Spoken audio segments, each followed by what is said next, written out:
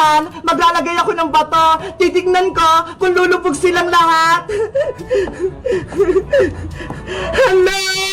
Nawala silang lahat! Lumubog! Guys, tuturuan ko kayo kung paano gumawa ng oblek. Madali lang to. Panoorin niyo ako, ha? Ang mga kailangan natin sa paggawa ng oblek ay cornstarch. Tapos, bumili rin ako ng isang jobus, pangpakulay niya. Guys, 1 kilo lang pala yung cornstarch ko. 60 pesos ang kilo. Tapos, syempre, kailangan natin ng tubig para makagawa tayo ng oblek! Ang unang step, ibubuhos ang 1 tabong tubig sa planggana.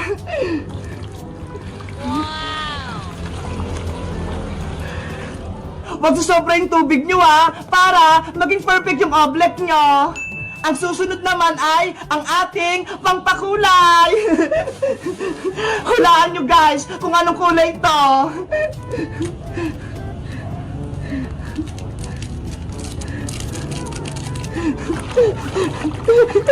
Charan! Kulay orange to! Diba? Ang ganda! Kahapon, kulay pink yung ginawa namin ni Princess. Ngayon, kulay orange naman. At ang huli nating ilalagay ang cornstarch.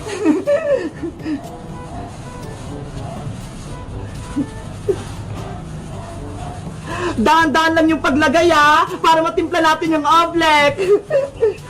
Ayan! Magtira muna ako ng konti. Pwede na itong haluin, guys. Pagsamahin lang natin yung tubig, pati cornstarch, gamit yung kamay natin.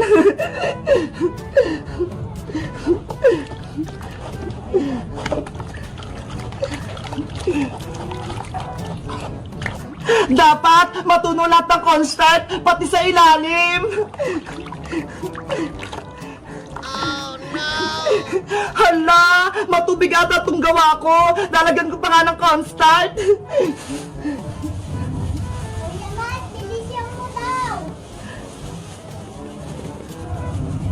Naku! Naubos na itong cornstarch ko! Wala nga akong pambili! Dapat ma-perfect ko to!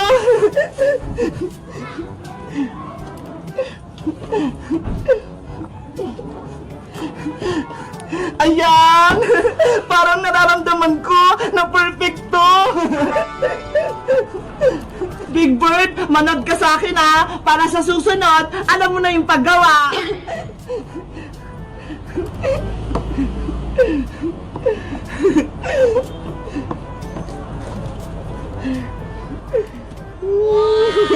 Ang ganda! Guys, kung gusto nyo gumawa ng oblek, magpabili kayo sa mama nyo ng cornstarch. Mura lang naman, eh.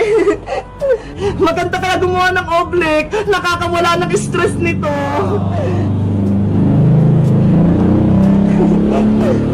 Eventually, okay na ito tong oblek ko. Malapot na. Susubukan ko nga suntukin. Ayun, hindi lumubog yung kamay ko.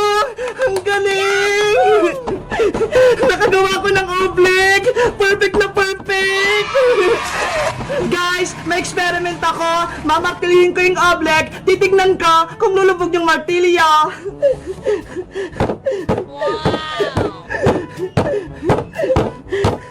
Wow! Hindi pumupunta sa ilalim yung martilyo!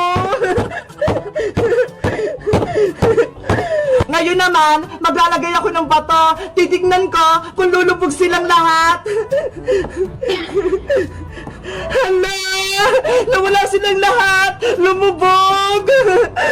Nasaan na kayong mga bato?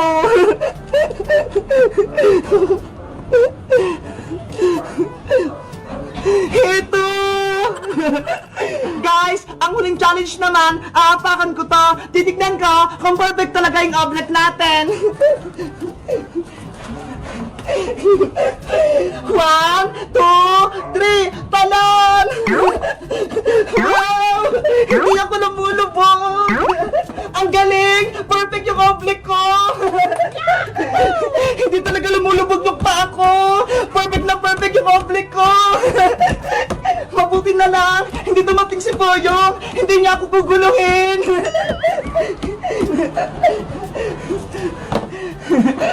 Kayo guys, nakagawa na rin ba kayo nitong oblek? Kung hindi pa, subukan nyo rin. Sundan nyo lang tong video ko kung paano gumawa. Mag-comment lang kayo kung gagawa rin kayo ng oblek. Bye-bye!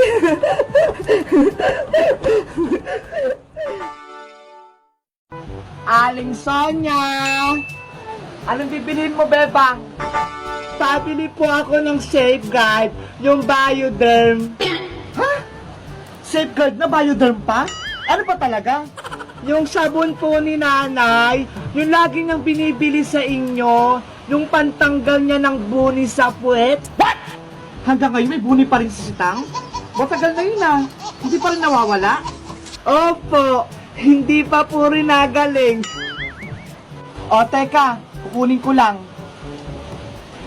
Ito yun oh. Opo, ayan po yun. Magkano po yan, Aling Sonia? 20 pesos. Eto po bayad ko. Wow!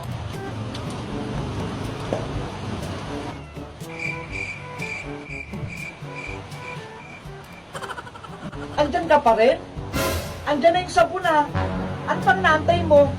Aling Sonia, 50 pesos po yung pera ko eh. Asan po yung sukli? 50 pesos ba? Parang 20 lang yun ah.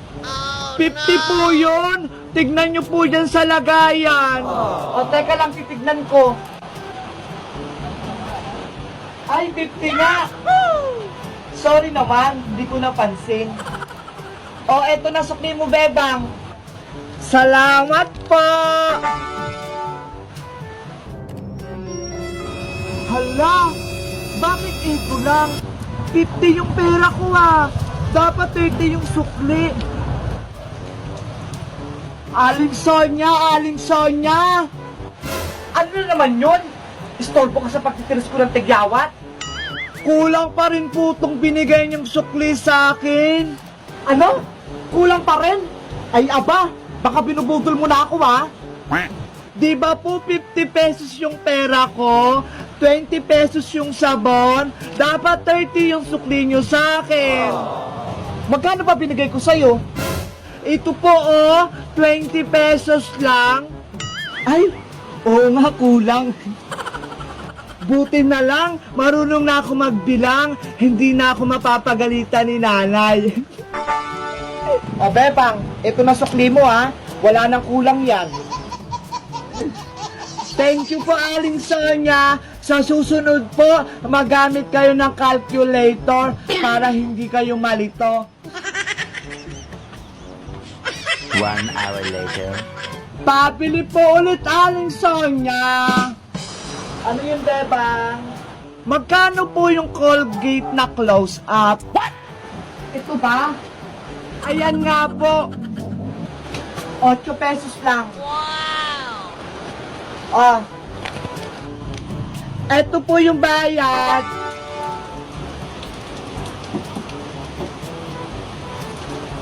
Eto sukli mo. Hala! 20 pesos lang yung pera ko ah. Bakit yung sukli ni Aling Sonia sa akin? Ang dami. Akin na lang to. Siguro nalito siya sa pagbibilang. Oh no!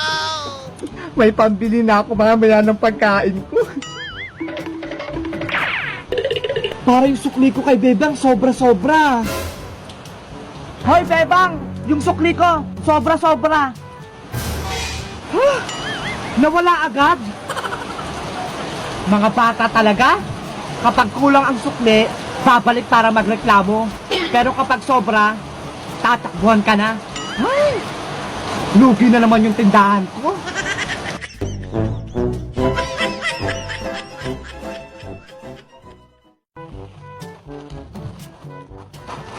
Ano ba yan? Ang dami na natirang tagpipisong chuchirya na to. Ang kunat na. Sayang lang. Paano ko mabibenta to? Ay, ayan, bibili si Bebang. Pabili po, Aling Sonia. Bili ka ng mga chichiryang to. Masasarap to. Hindi po yan yung bibilihin ko. Ano palang bibilihin mo? Pabili po ng pansit canton, yung hindi maanghang. Pansit canton, Sige, teka lang, kukunin ko. Oh, eto na, Bebang. Eto po bayad do, Aling Sonia, 20.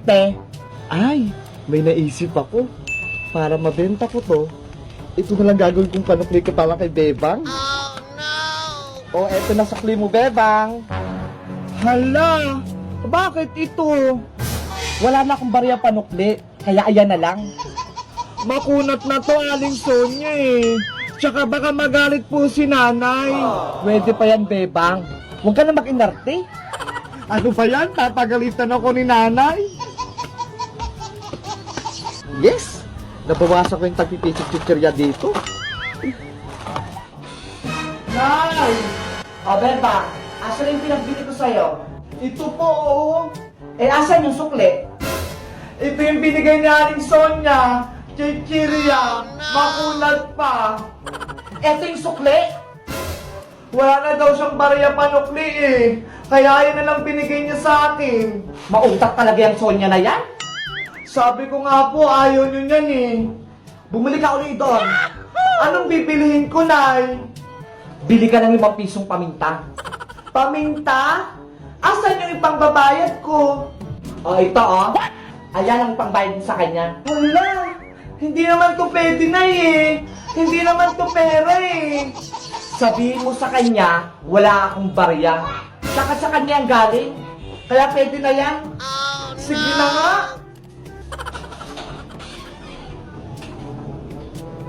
Pabili po ulit, Aling Sonia. Ano na naman bibili mo, Bebang? Paisa-isa ka naman? Pabili po ng 5 pisong paminta. Paminta ba? Durog o buo? Durog po.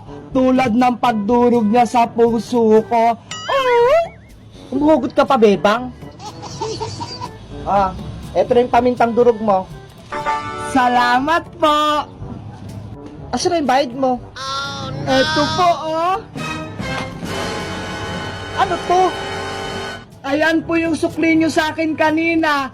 Di ba po sabi nyo sa akin, pwede pa yan? Tsaka sabi ni nanay, wala daw siyang barya eh. Kaya ayun na lang binigay niyang pambayad. Pauta ka talagang bata ka? Manang-mana ka rin talaga sa nanay mong sitang? May natutunan ba kayo sa kwentong ito? Paalala sa inyo ni Madam Sonia, huwag mong gawin sa iba yung ayaw mong gawin sa iyo. Diba? Bumalik din sa akin yung pangbubudol ko kay Bebang. Akala ko, nakalamang na ako. Yun pala, hindi. Kaya kayo, huwag nyo yung gagayahin ha. Salamat sa panonood. Huwag kalimutang mag-subscribe sa aking YouTube channel. At syempre mag-follow sa aking page. Madam Sonia Forever. Flip-top battle! Bawal ang pikon! Doon ka sa inyo magpalobo ng balon! Ako si SpongeBob at ikaw naman si Patrick. Nakita kita sa gilid, umiihi sa plastic. Boo! Boo!